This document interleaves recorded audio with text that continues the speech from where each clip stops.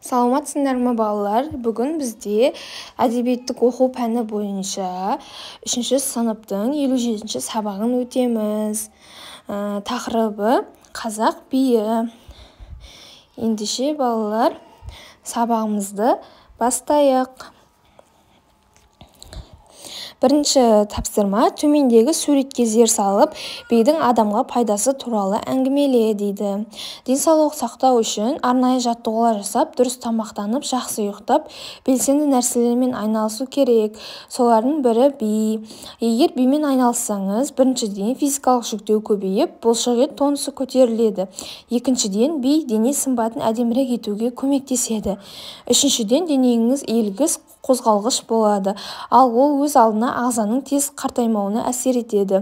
Төртіншіден, төзімділік артып, тез шаршамайтын боласыз. Бесіншіден, денеңізге көңіліңіз толып, өзіңізді әдемі, тартымды сезінесіз.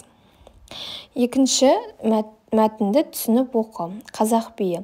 Жұрт бас қосқан бір жиын тойда қыздар мен интерпел шара би билейді дейді. Домбырашылар тартқан күйдің ырғағына орай билей бастадым. Сонда көз алдыма қанат қанға ұшқан құстардың қалықтағаны, рауандап атып келе жатқан таң алдындағы гүлдердің бүр жарғаны, не болмаса таутекенің шың басына секіргені, жорға аттың жүрісі тағы басқа елестеп, музыка сазында естілді. Осы қимылдарды салып шыр көбелек айнала бердім. Ұршықша айналып келіп тоқтай қалғанымда жұрт маған қарап қалыпты. Содан бері биші қыз деген атаққа ие болдым. Қазақ биі негізінен қол, бас, мойын, көз, иық секілді түрлі дене мүшелерінің қимылдарымен биленеді. Ал біз оны қиюын тауып үйлестіре білсек, қазақтың ұлттық биінің өз ерекшелігі танылады.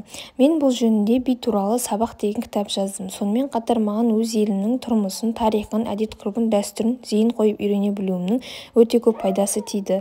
Мысалы, қазақ халқының көкпар, қыз қуу, садақ тарту тағы басқа ұлттық ойындарына, оның сыртына кесте тігу, текемет, сырмақ басу, ұршық үйіру тәрізді қазақ әйелдерінің қол өнеріне қатысты іс-қимылдар бар екені белгілі. Осылардың барлығы музыка ырғағына түскенінде тұнып тұрған қазақ биі демей не дейміз. Шара Жиенқұлова. Үшінші, түсініп оқы. Шара Жиенқұлова туралы әңгімеле. Шара Жиенқұлова халық бишісі, әртіс.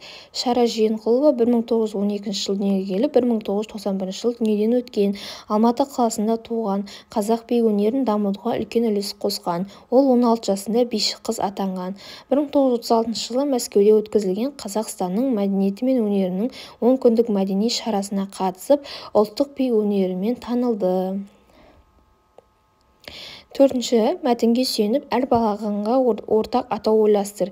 Не артық екенін анықта, осы тізімді өз бетінше жалғастыр. Бұл жерде қолөнер деп атау қойдым. Қолөнерге мысалы кесте тігу, сырмақ басу, текемет басу. Ал ұлттық ойындарға садақ тарту, көкпар, қыз қуу. Бесінші, өлеңді тыңда, өнерпаздар. Бақшамызда шаттанып, бар өнерді ақтарып, ойын сауық басталды, оны кемел басқарды. Көріңіздер өнерін көбен күйдің шебері. Ән салады сара қыз, би билейміз бәріміз. Бар өнерді көріңіз, бағаңызды беріңіз. Бұл өлеңнің авторы Әділбай Табылды. Алтыншы тапсырма: сыныбыңда өнерпаз балалар бар ма? Оларды таңдаған өнері туралы 3 сұрақ дайында. Сұхбат ал. Сыныбымда өнерпаз балалар бар. Оларға сұрақ: би өнерінің адам денсаулығына қандай пайдасы бар? Екінші, әнді неше жастан бастап айттың? Үшінші, күйдің құдіретін қалай түсінесің? Жетінші, қазақтың би өнері тақырыбындағы фотокөрмеге қандай сурет ұсынар едің? Ойыңды дәлелде. Мен қазақтың би өнері тақырыбында фотокөрмеге Шара Жиенқұлованың суретін ұсынар едім. Осымен сабағымыз аяқталды. Сау болыңдар.